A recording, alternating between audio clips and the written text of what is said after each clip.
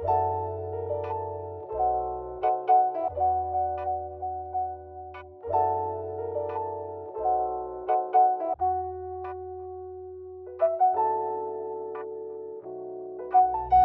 I wanted to explore the Junction, one of the most historic areas in Toronto. There's a lot of food and drinks in this area. It's an area I frequent a lot because I live in...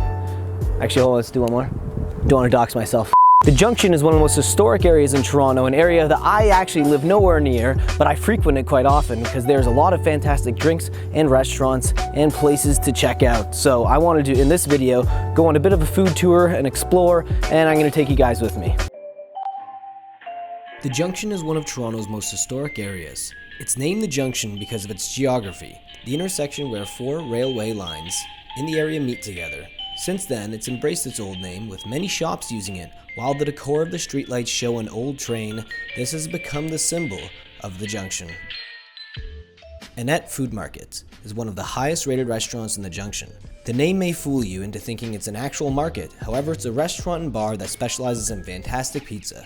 Best pizza in the Junction in my opinion. I'm a sucker for sourdough pizzas, and this one delivers. Light, flavorful, simple so the minimal ingredients shine through.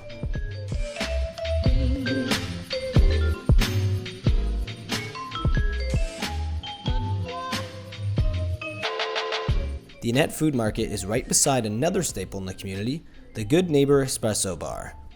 My go-to for a morning coffee.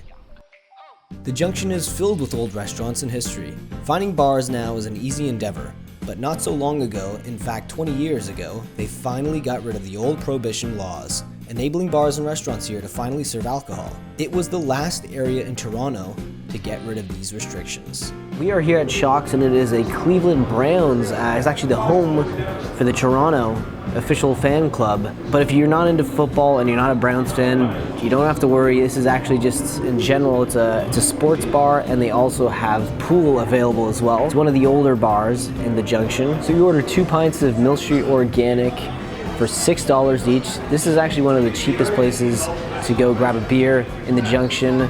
I think for the deals that you get here, if you want to save money and you want to watch the game, this is probably the best spot in this area to do it.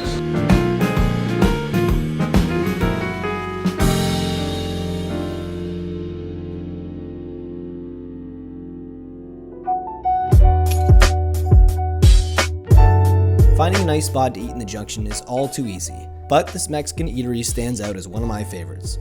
I ordered the Baja Fish, pure battered fish, mayo, cabbage, jalapeno, avocado salsa, guajillo sauce on an in-house made fresh corn masa tortilla.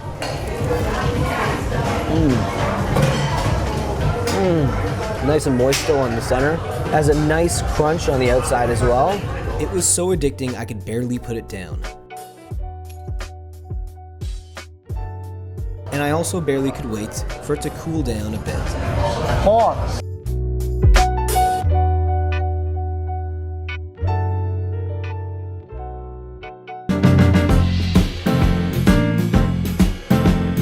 There are so many places that you can choose in the Junction for a nice nightcap or a quick drink, but I chose to end mine at See-scape.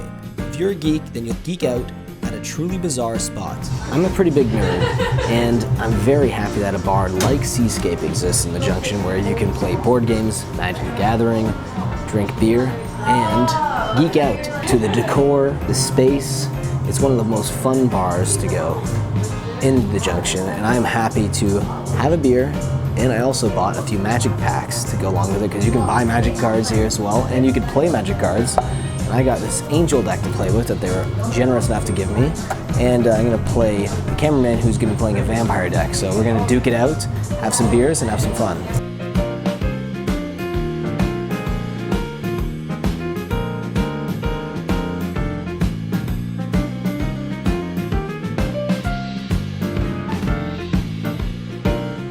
Thank you for watching, and I hope to see you soon. Until next time.